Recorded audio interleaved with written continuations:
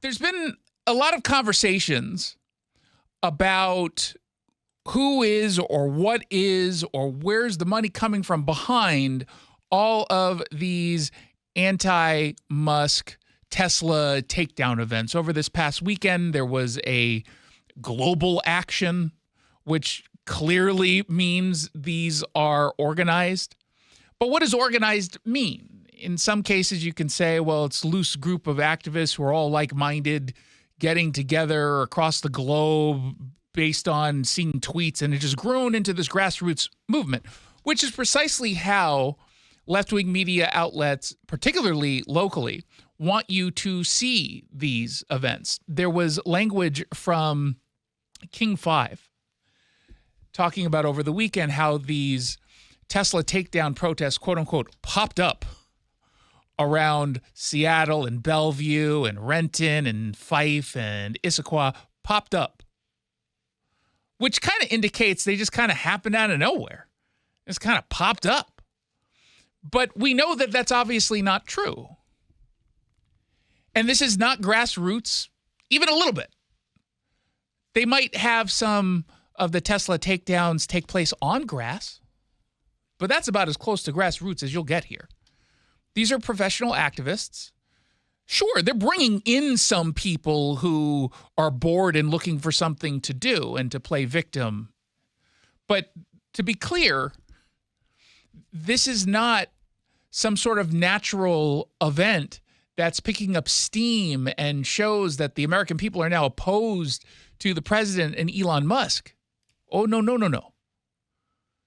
To be clear, there are groups behind this, some well-funded, others not so much. But we're talking about groups like Indivisible. We're talking about the Troublemakers, the group, which is a really bad name for a group. I get it. It's good trouble. Yeah, okay. I love the white ladies who come up and say, oh, we're getting into some Sounds good like a trouble. band name. It really does. But like a crappy band. Yeah. That maybe your first band out of high school. Now, what's really interesting to me as someone who covers these events and have covered these kinds of activist events for the past several years, is that you start to notice the same group of usual suspects rotating between the protests. They're just doing it under different banners. And sometimes they'll show up. There's two different types of protesters in the general Seattle area. And I'm talking just generally speaking. Number one, it's the Antifa people, the thugs who will wear black blocks so you can't see them and their identity. You just have no idea who they are. But weirdly enough, you still know who they are because, well, they're wearing a uniform that says they're Antifa.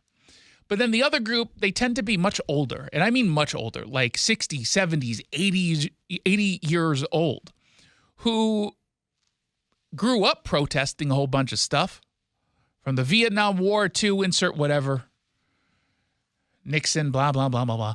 That's just what they did. And this is their way of reliving their youth, which, by the way, I understand. Right? I get it. I get what they're doing and why they're bored and want to feel like they're doing something that matters. I don't begrudge them that. But these are professional activists.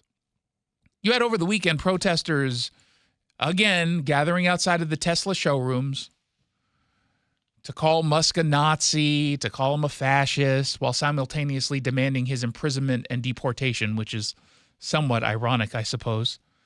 Elon Musk is a Nazi and a fascist. Let's jail him and then deport him. Oh, okay then. Really can't make that up. And the movement itself is not really new. It's just kind of, I called it professional activism dressed up in grassroots drag. Because it's the same performance, or same performer, different performance. It's RuPaul activism. Yes, it's just a different kind of costume that they're wearing. For example, and I'll give you the coverage from the Seattle Times.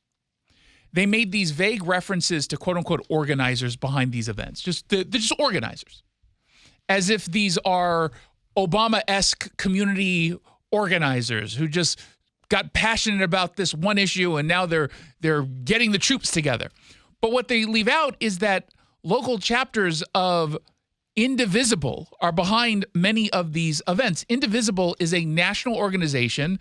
It's backed by our friend George Soros, and by friend I mean mortal enemy, who's been funneling a bunch of money.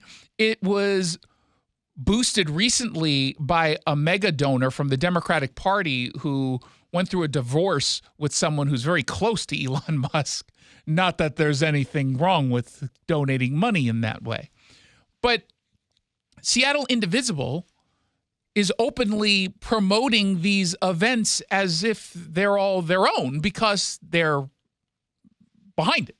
I mean, in the promotion of the Bellevue Tesla event over the weekend, Seattle Indivisible on their website said that the Tesla takedown movement is, quote, part of Indivisible's national strategy to tie Musk and his business interests to his corrupt efforts to dismantle the government. That sounds like they're behind it. It's part of their national strategy. Then Indivisible, I guess, provided a statement to NBC News saying it's their members behind the protests.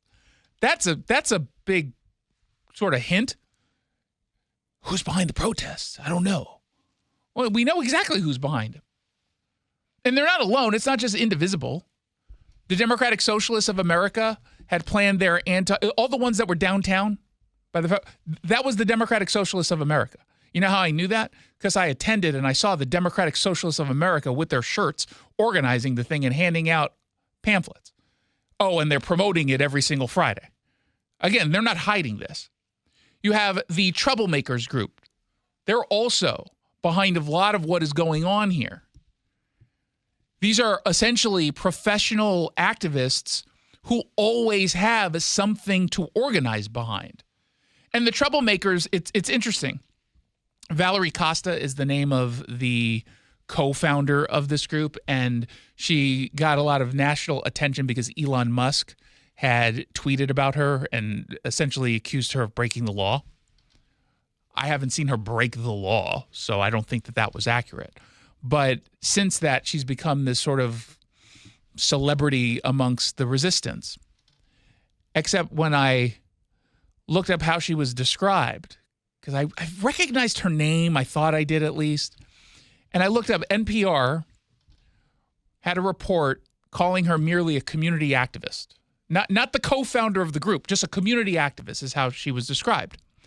The Seattle Times coverage just in this past weekend called her merely a protester, which again, yes, she's a community activist. Yes, she's a protester. I mean, she's also the co-founder of the group behind some of the activism. That seems kind of relevant, but they treat this group as if it's new. You know, the Troublemakers is not a new group, right? Did you know that? They've been here for at least a couple of years because they were some of the people, at least one of the groups behind going after Amazon when folks were complaining about their environmental record.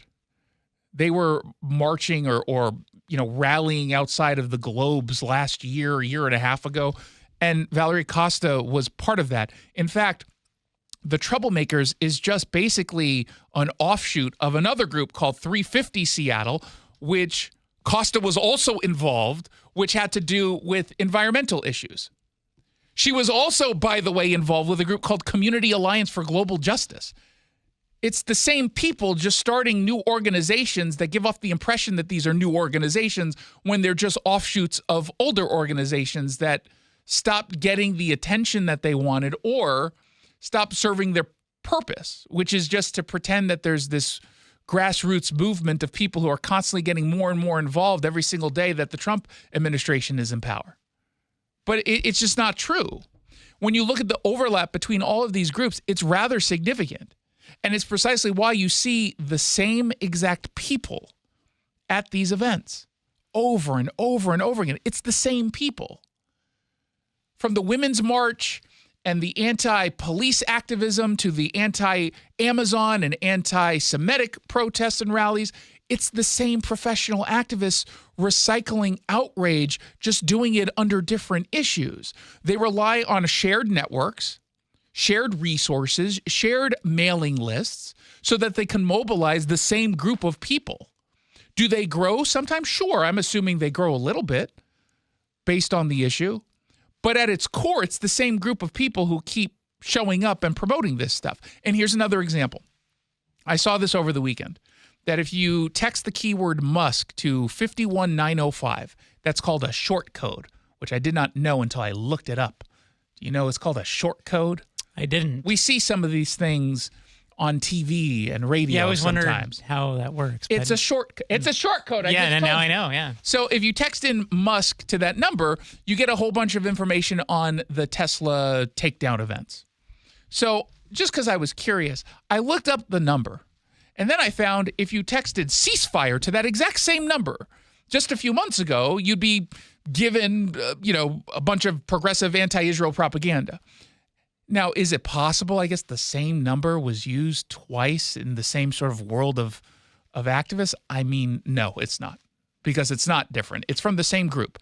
The number belongs to the Disruption Project, or at least is operated by the Disruption Project, which is also helping to organize the anti-Tesla and Elon Musk events. Do you see how this all works? It's all related. Mm-hmm. And there's all groups behind it. A protest is sometimes led by a quote-unquote new group. But if you scratch the surface, you find it's an offshoot of a larger group, often national. Sometimes it's, again, the same professional activists who just bounce between causes to give off the impression that there's some momentum on their side.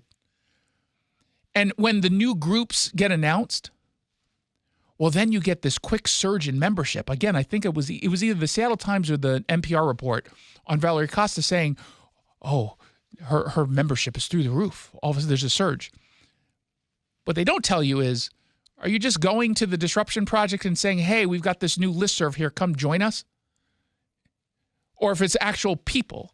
And dare I say, other than maybe one smart, handsome, witty, humble talk show host who signed up, it's pretty much the same people, just jumping from list to list to list. That's all it is. But they're trying to confuse you, trick you with the help of left-wing media. Next weekend, did you know that there is another event hosted by a group called Hands Off 2025? Now, that has to be a new group because it says 2025. It's new. And it's going after Elon Musk and Donald Trump, hands off our democracy or some nonsense. Oh, I thought it was going to be like some abortion thing or something. No, this was...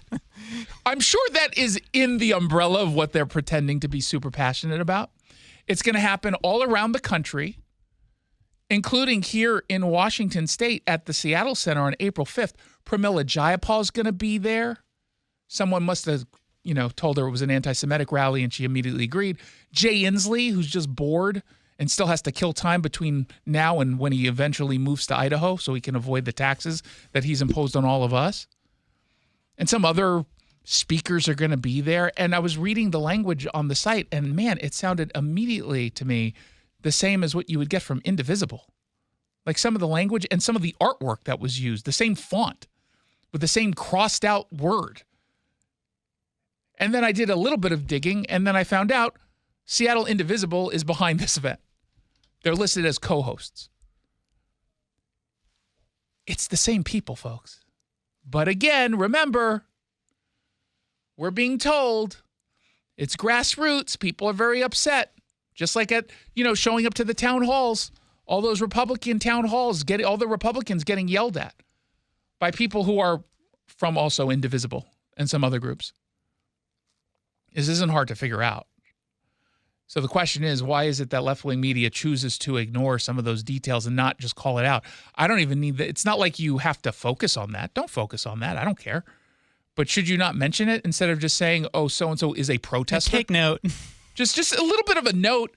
And here's a quick way to find out if someone you're talking to and quoting in your piece is a member of like some group. And I look at like the Spokesman Review who did that with some protester who showed up at the Michael Baumgartner town hall to scream. All I did was Google her name, and it turned out she was an administrator with the local Indivisible group on their Facebook page. Like, that's all you have to do. And ironically, in that case, she was quoted in the Spokesman Review in another story about different activism, almost like she's a professional activist. Why is it so hard? It's not. They're choosing not to do it. That's the difference. They're making a choice. They are making a choice. And in the end, it does not benefit any of us.